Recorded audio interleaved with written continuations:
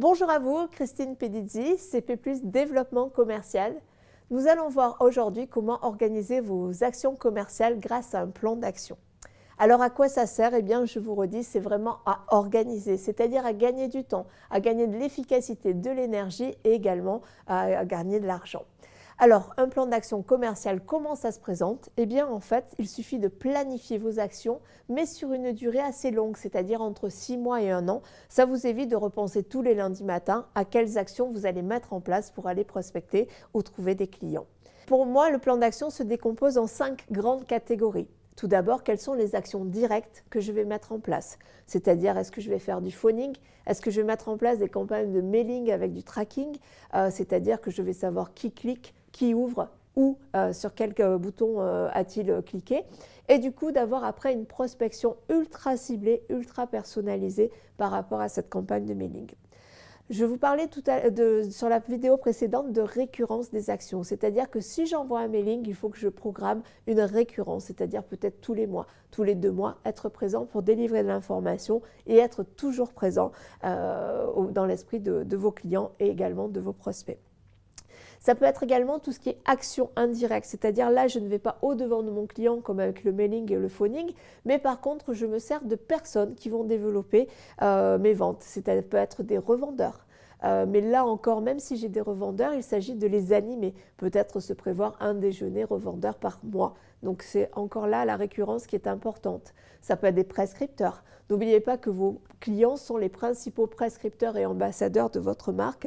Donc n'hésitez pas à leur demander de la recommandation, à leur demander si tout va bien, à leur demander s'ils ont d'autres besoins.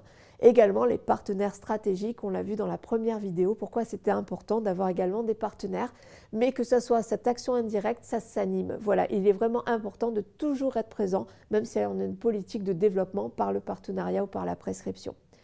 Vous avez ensuite la communication. Comment je vais communiquer auprès de ma cible? Est-ce que j'ai un site internet, un blog? Est-ce que je fais des vidéos? Est-ce que je fais des articles de presse?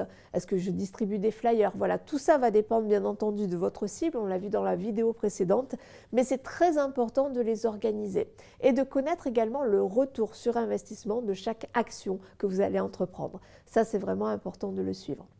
Et enfin, tout ce qui est relations publiques, événementiel, c'est-à-dire dans quel réseau je vais aller pour avoir de la veille commerciale, pour me faire connaître de mes prospects, pour faire des animations. Ça, c'est très important. Ou est-ce que je fais une journée porte ouverte, je fête un anniversaire de mon entreprise et j'invite mes clients et mes fournisseurs, par exemple.